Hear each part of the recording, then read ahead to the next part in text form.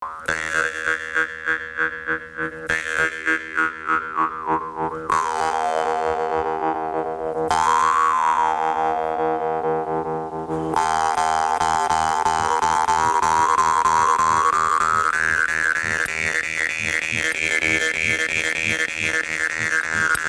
world history, there are not many nations with an imperial mindset. The Turks are among them, along with the Persians, Greeks, and Romans.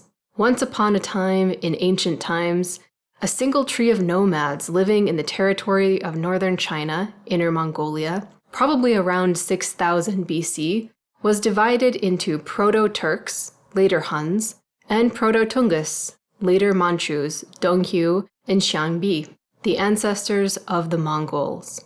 The ancestors of the Huns lived in the territory of northern China in Inner Mongolia, and the Tungus lived east to the northeast to Korea.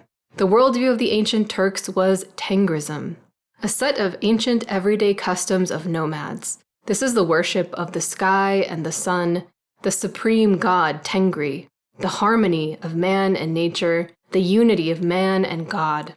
Man is not a servant of God, as in other faiths, as in Islam and Christianity. Man is the creation of a god.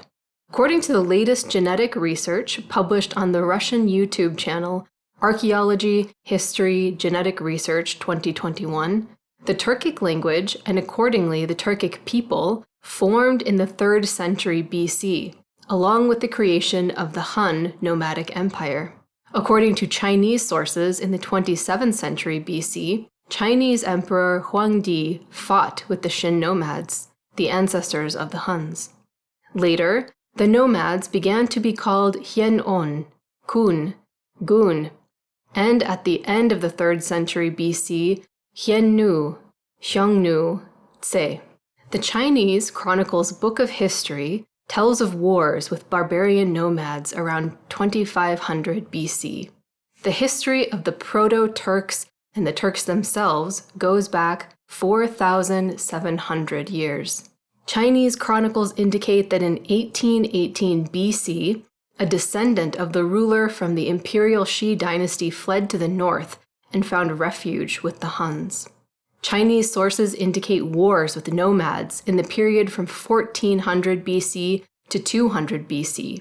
Sources, as well as the memoirs of Mencius, a follower of Confucius, 372 to 289 BC, note the presence of diplomatic contracts and conflicts between nomads and China in 1138, 1127, 714, and 689 BC. China, to protect itself from the attacks of nomads, built the Great Wall of China, which became the line of 1,000-year confrontation between the Huns and China, a line of blood along which millions of human lives lay. Chinese history, dating back to 828 BC and dating back to each year, constantly mentions the Huns. In the 3rd century BC, the Huns created a tribal union of 24 tribes and founded the first Turkic empire in world history. In 225 BC, Duman became the emperor of the Huns, whom the Chinese called Shanyu, and the Tengri Huns called Kutujan-i, which in Turkic meant messenger of heaven. According to Chinese sources, the Huns in the 3rd century BC had their own runic writing, and the conquered peoples were subject to tribute.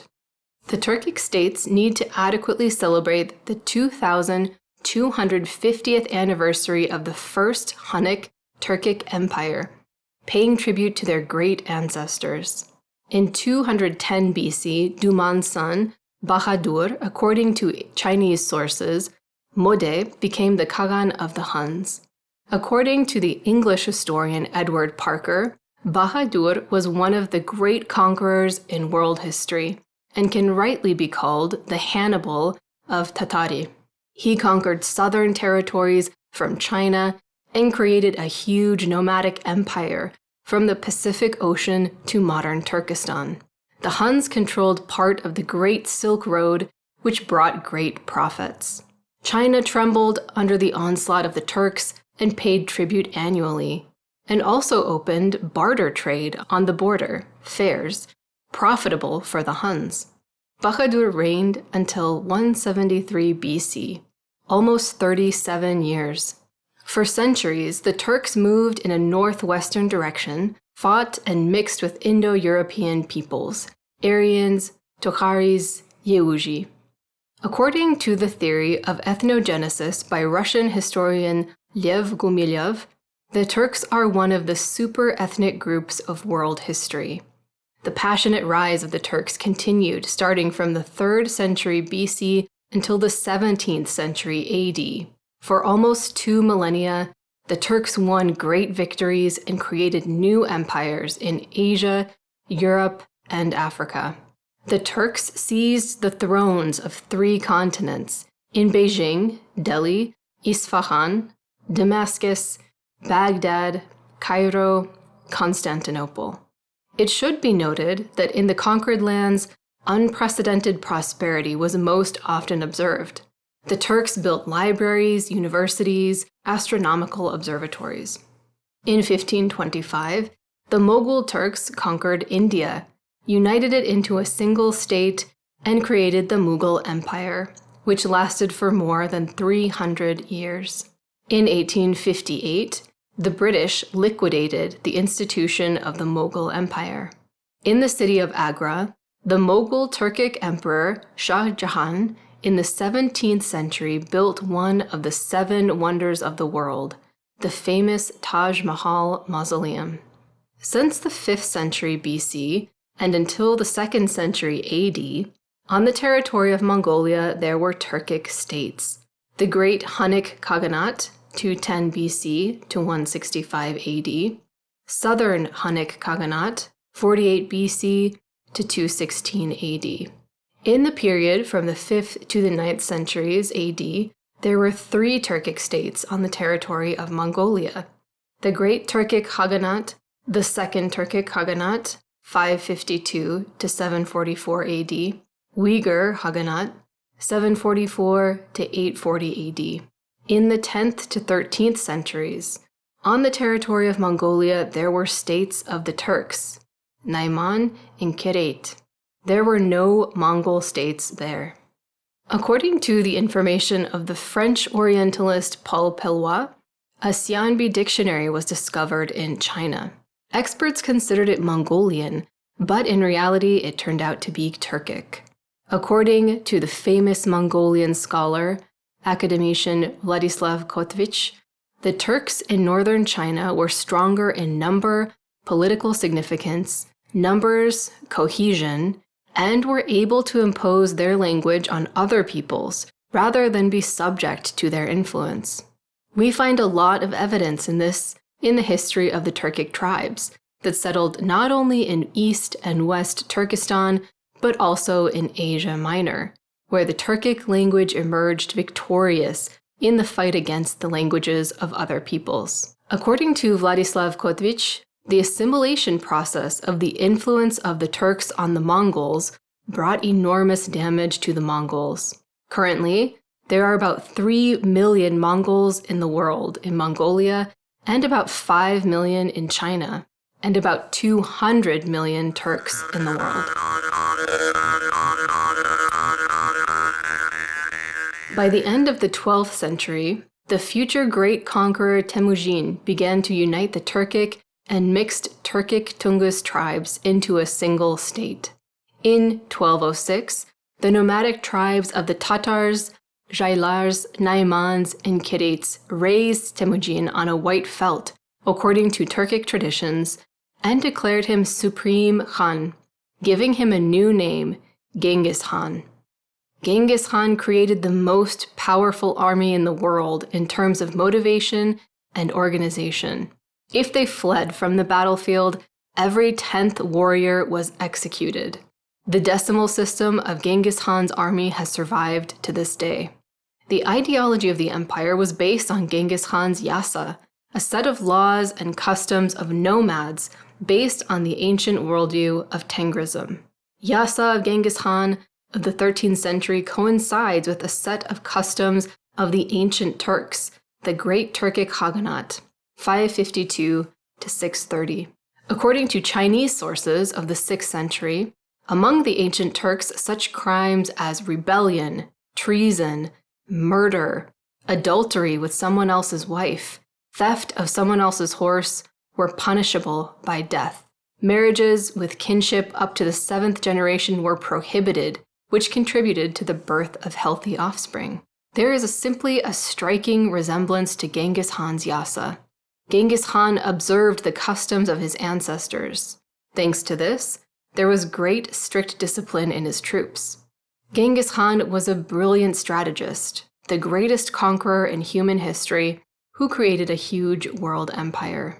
The vast majority of the tribes of Genghis Khan's empire were Turkic-speaking. The Mongol-speaking tribes of the Oirats, Khoritumats, and others were in the minority. Genghis Khan himself came from the Turkic family of Kiyat. The Kiyat clan lives in the south of Kazakhstan and other Turkic republics. Genghis Khan's mother was from the Turkic Konyarat family, which lives in the south of Kazakhstan. The appearance of Genghis Khan, according to his contemporaries, was atypical for the Mongols. He was tall, with blue eyes, red-headed, and bearded. Probably his direct ancestors were descendants of the Aryans of Altai.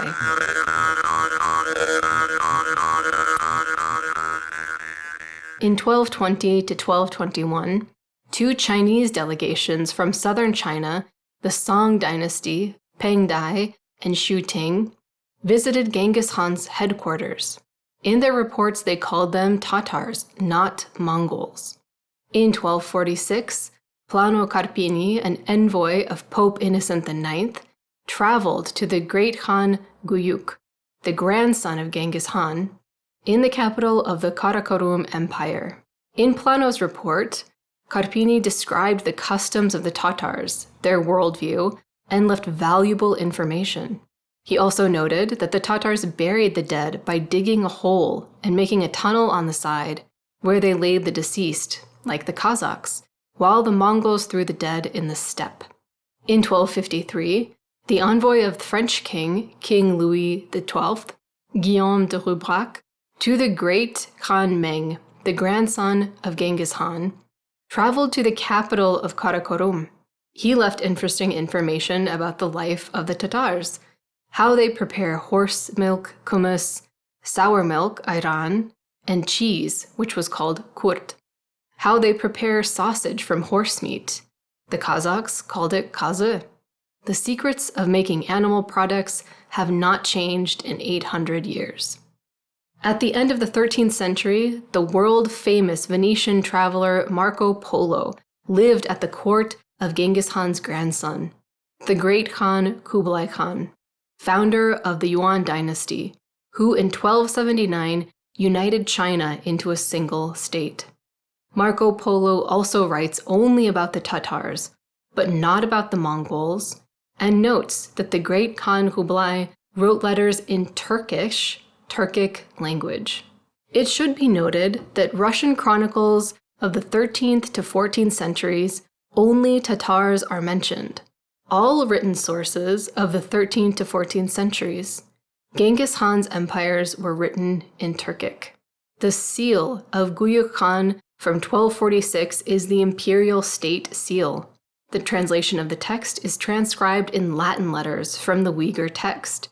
Read in Kazakh Cyrillic. Khanin Jarlige Atabulgak. Translated into Russian, the decree of the Khan is subject to execution by the people. Edification of Kublai Khan, Yuan Empire, Beijing, 1276. Paiza, Decree of Tokhta Khan, Golden Horde, 1292 to 1311. Paiza Khan, Keldibek, Golden Horde, 1360. Paiza of Uzbek Khan, Golden Horde, 1312 to 1341. Despite the fact that the famous Soviet Orientalist Arkady Grigoriev insisted that the Mongolian language was used in the empire of Genghis Khan, there are no traces of the existence of the Mongolian language. Any linguistic examination will prove that it was a Turkic language. Modern Kazakhs can read these documents. As a result, we come to the conclusion that the Mongolian language in the 13th to 14th centuries did not officially exist. The official language of Genghis Khan's empire was the Turkic language. Genghis Khan's empire was Turkic, not Mongolian. According to the hypothesis of the famous Russian academician Boris Vladimirtsov, the Old Mongolian language of the 13th century is based on the language of the Naiman Turks. The Mongols in the 13th century had neither a written nor a literary language. Scientists could not explain where the language of the chronicle of the secret legend of the 13th century work came from. Boris Vladimirtsov's hypothesis helped solve the problem of the Naiman origin of the Old Mongolian language of the 13th century. Modern Khalkha Mongolian is a completely different language. Another Mongolian academician, Vladislav Kotovich, studying the Old Mongolian language of the 13th century of the empire of Genghis Khan, pointed out that it does not contain the fundamental basis of the modern Mongolian language, that the Proto-Mongolian language simply did not exist. In historical sources of the 13th to 14th centuries, the term Mongol did not exist. The nomads of Genghis Khan's empire were called Tatars.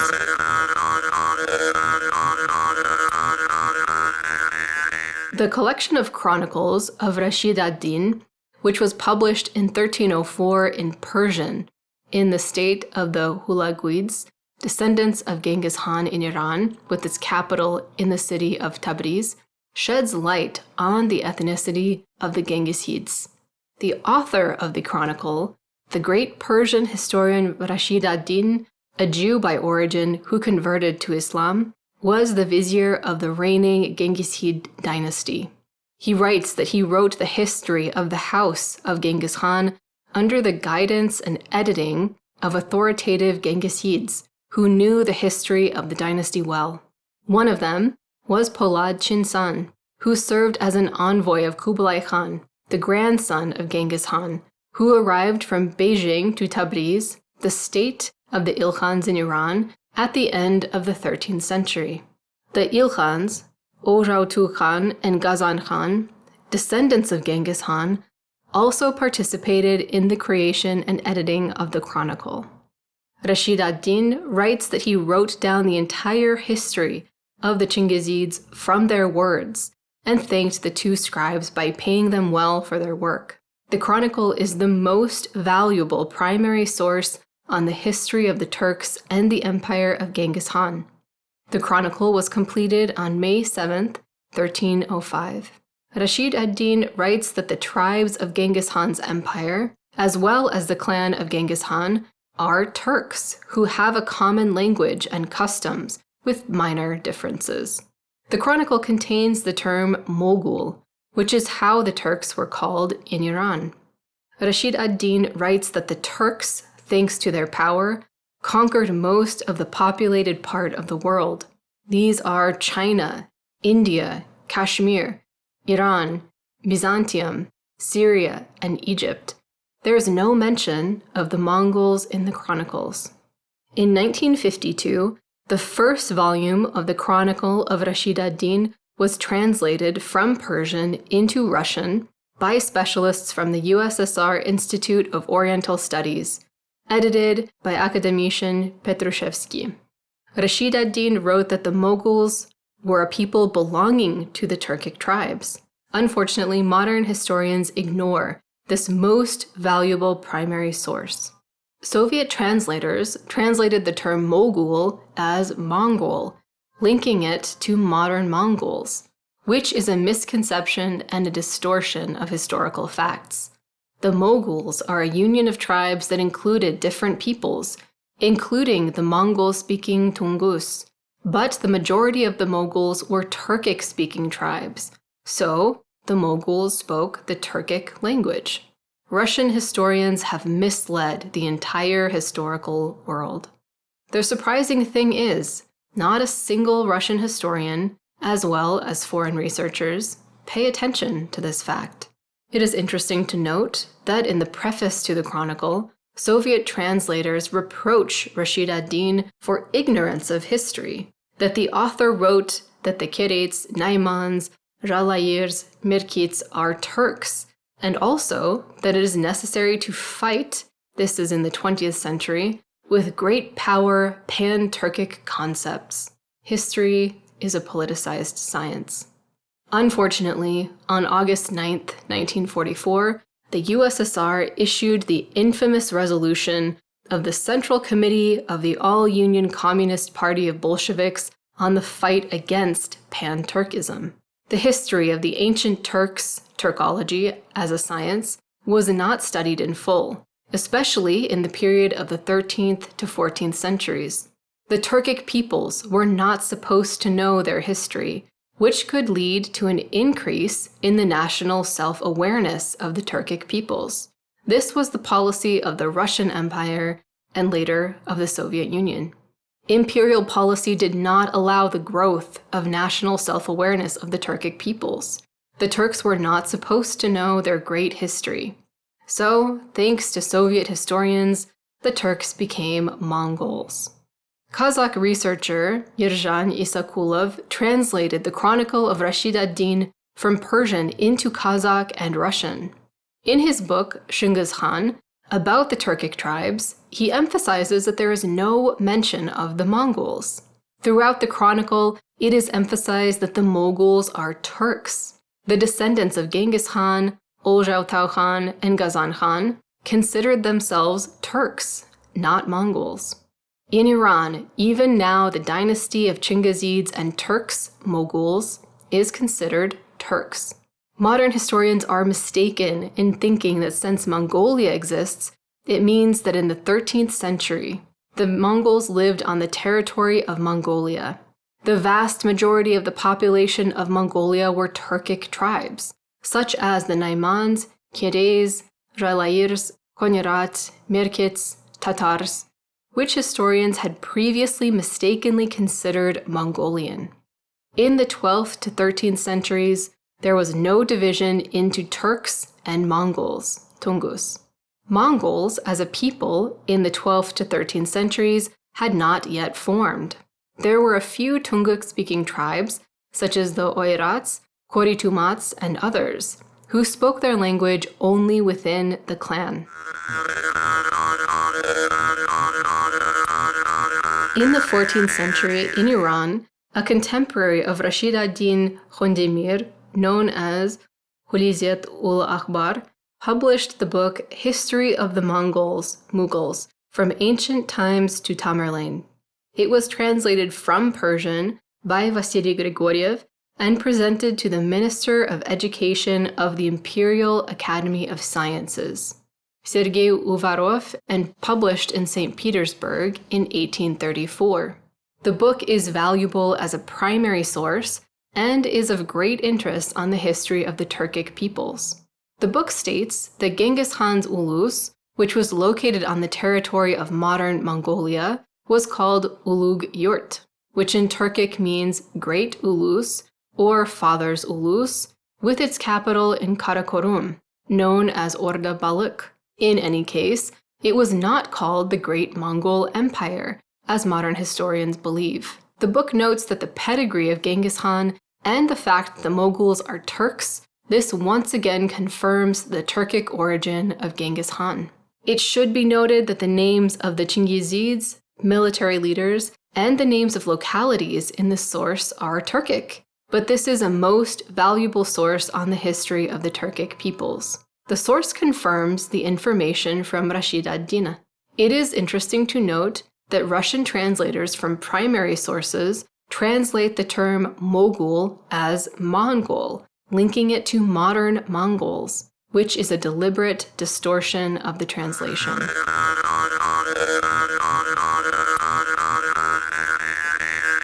The secret history of the Mongols was probably written in 1240.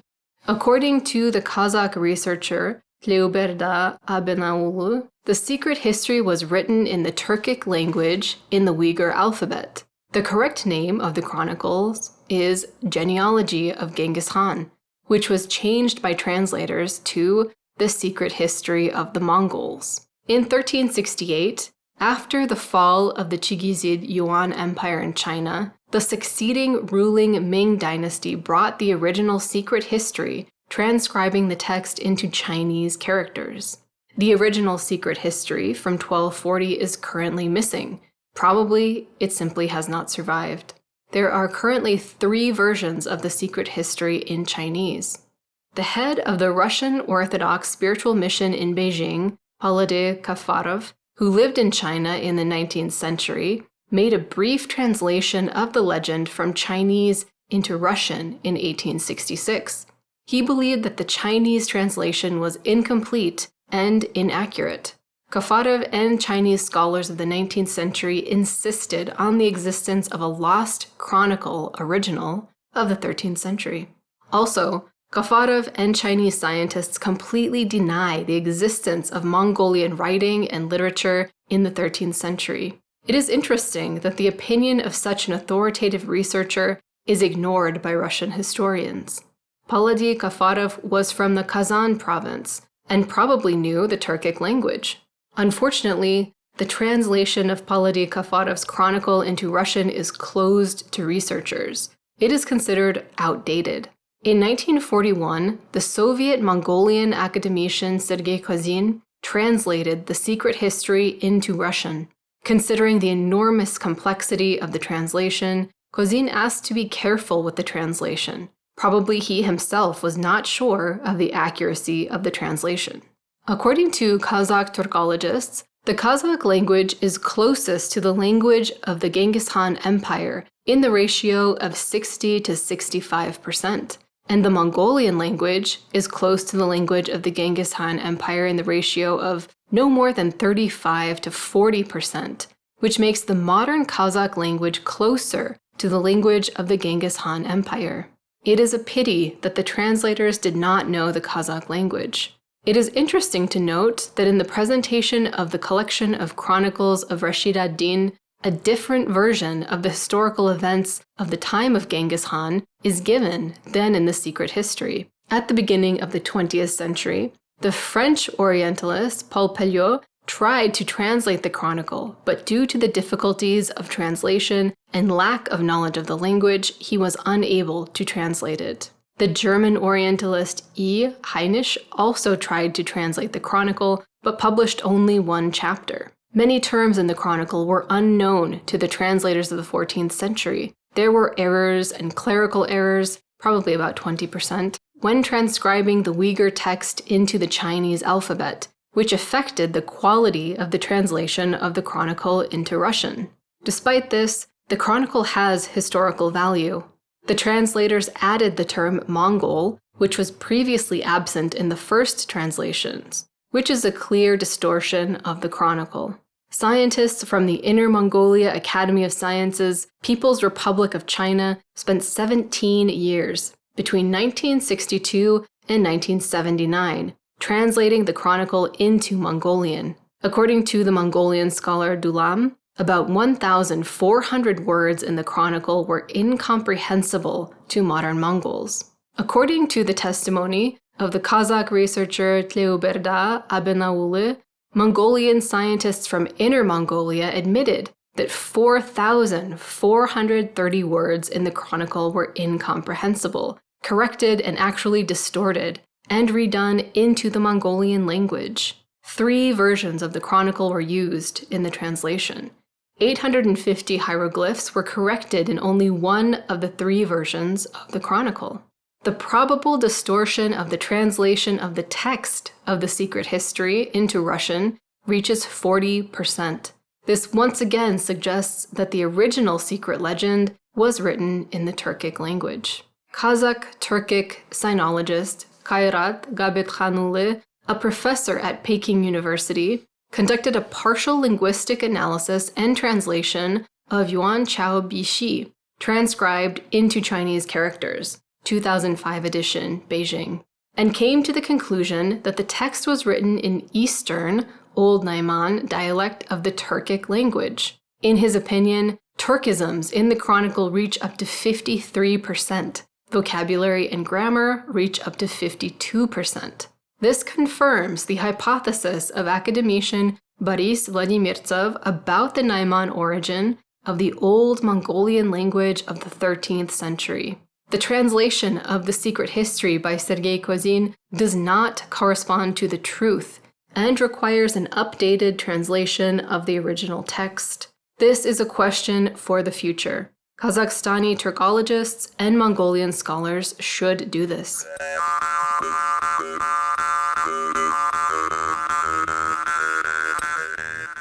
When and where did the Mongolian people come from? In 1350, a civil war began in China to overthrow the power of the Genghisids of the Yuan dynasty, which the Chinese overthrew in 1368. Part of the Tatar Turks, 10 Tumans, of which a third were Oirats, fled to Mongolia with the last emperor Togon Temür, and in 1370 returned to the former capital Karakorum. Some of the Turkic Tatars who served in the garrisons of the Yuan Empire who did not submit to the Chinese were destroyed. At that time, the Chinese had the slogan, "Kill all the Tatars." The remaining Tatars, whom the Chinese did not allow into Mongolia, were assimilated by the Chinese and forced to marry Chinese women, which caused demographic damage to the Tatar Turks. In 1380, Emperor Togon Temür died. The Chinese Ming dynasty in subsequent years made a series of military campaigns in Mongolia in 1372, 1380, 1381, 1388, and 1399, and practically destroyed the Yuan dynasty. The grandson of Genghis Khan, Kublai Khan, following the principle that the enemy must be finished off completely. As a result of these campaigns, the steppe was almost depopulated. Most of the Turkic Tatars died. Because of this, the demographic ratio between the Turks and Mongol-speaking tribes in the 15th century began to change towards an increase in the Mongol-speaking population. After the overthrow of the Chigisid Yuan dynasty in China, Dayan Khan, in the 16th century, began settling sparsely populated areas in central and eastern Mongolia with Mongol-speaking tribes, who assimilated the small Turkic tribes. Probably the Turkic population was no more than 15 to 20%. Therefore, the Mongols included the Turkic tribes of the Naimans, Keres, Relairs, and others, who became part of the modern Mongolian people, which indicates the kinship of the Turkic and Mongolian peoples. Dayan Khan began to create a new Mongolian people, formed in the 16th to 17th centuries, which was divided into the western Oirats and the eastern Khalachas as a result of the mixing of Turkic and Mongol-speaking tribes. In fact, the history of the Mongolian state begins in the 16th century. In 1628, the Mongolian enlightener Zia Padit created a new Mongolian alphabet based on the Uyghur Turkic alphabet, laying the foundations of Mongolian writing.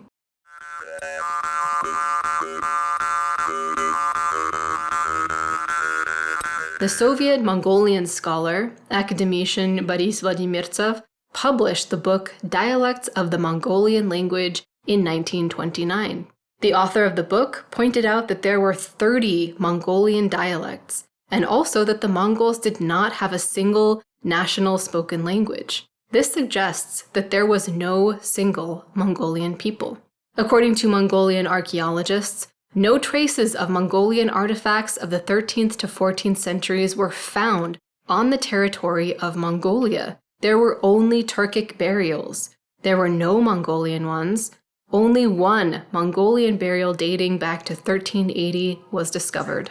Russian researcher K. Pintsev believes that the term Mongol is not a self-designation for the population of Mongolia. The Mongols call themselves Khalkha. Scientists at the Institute of Mongolian Studies of the Siberian branch of the Russian Academy of Sciences identify the modern Mongolian language with the Tungus Manchu language. The centuries-old proximity of the Turks and Mongols affected the language of the Mongols. According to academician Vladislav Kotvich, in the Mongolian language, 25% of lexical and 50% of morphological elements are similar to Turkic languages as a result of the centuries-old proximity of the Turks and Mongols. According to Russian historians in the 13th century, on the territory of the Russian principalities that paid tribute to the Golden Horde Khans, the official language was the Tatar Kipchak language. Office work was conducted in the Uyghur text. No traces of the Mongolian language were found. In the spring of 1223, the army of the commanders Genghis Khan, Jebenoyon, and Sebede Bagadur met in the battle on the Kalka River with the united Russian Polovtsian troops. The commanders proposed to the Kipchaks, Polovtsians, "We are one people. We speak the same language. Let's come to an agreement." They offered the Polovtsians rich gifts so they would leave the Russians. The Kipchaks believed them, took the gifts, and left. Genghis Khan's army defeated the Russian troops and then the Kipchak ones. It turns out that the Turks fought with the Turks and not with the Mongols. The opinion of historians that the Mongols conquered the Turks and then the whole world, that the Mongols conquered the Turks and dissolved into the Turkic mass and became Turks, about the Tatar Mongols who invaded Rus, are myths of historians. The Mongols at that time as a people did not exist. By the way, the term Tatar Mongols was introduced by the Russian historian Naumov in 1829. The Turks are an imperial people, and there can be no talk of any conquest of the Turks by the Mongols. The following myth, that Genghis Khan at the Kurultai in 1206 proposed to call all the united tribes under the common name Mongol, does not have a single confirming source. It is also a myth that in the 12th century, there was a Hagman Mongol state. The myth about the Tungus fisherman Menwu, who lived on the Amur River 2,000 kilometers from Mongolia, was invented by Russian historians to substantiate their theory of the origin of the Mongols. They consider them the ancestors of modern Mongols, that they came to the territory of Mongolia, conquered the Turks, and then the whole world. In the primary source, Memoirs, History of Antiquities of the 10th to 13th centuries, about the Khitans, Jurchens, and Mongols, written by Meng Hong, a Chinese diplomat of the 13th century from southern China, Song dynasty, it is indicated that the Mengwu fought with the Jurchens in Manchuria and did not enter the territory of Mongolia. Also, Menwu fishermen have nothing to do with modern Mongols, although Russian historians insist on this version. The modern science of Mongolian studies, founded by Russian Orientalists in the 19th century, raises great doubts about its objectivity, as a big misconception dating back almost 200 years. Mongol studies are based on the history of the Genghis Khan Empire of the 12th to 13th centuries, which was Turkic, not Mongolian. The history of the Mongolian people begins in the 16th to 17th centuries, so an objective review by historians of Mongol studies as a science is needed. Modern genetic studies have shown that modern Kazakhs and Mongols have common DNA haplogroups of Y chromosomes O and C, transmitted through the male line, indicating a common origin of the Turks and Mongols in northern China, going back thousands of years. These haplogroups make up about 40 to 45% of the Kazakhs. The Kazakhs were assimilated with the Indo-European peoples. Haplogroups O and C make up about 75 to 80% of the Mongols. Some historians consider the Turkic clans of the Naimans, Kirays, Jalayirs, and others to be Turkified Mongols. This is a big misconception. In the primary sources, all the names of the Khans of the Naimans, Kirays, Jalayirs, such as Kushluk, Buyruk, Togrul, and others, are Turkic. Mongols as a single people in the 13th and 14th centuries was not formed, and the Mongol state also did not exist. Turks and Mongols are different peoples by language. Modern Tatars, Kazakhs, Bashkirs, Nogais, and other Turkic peoples are the heirs of Ulus Jochi, the eldest son of Genghis Khan, the Golden Horde, and the entire empire of Genghis Khan. History has been rewritten for centuries in the interests of the ruling classes. As one Greek philosopher said, Plato is my friend, but the truth is dearer.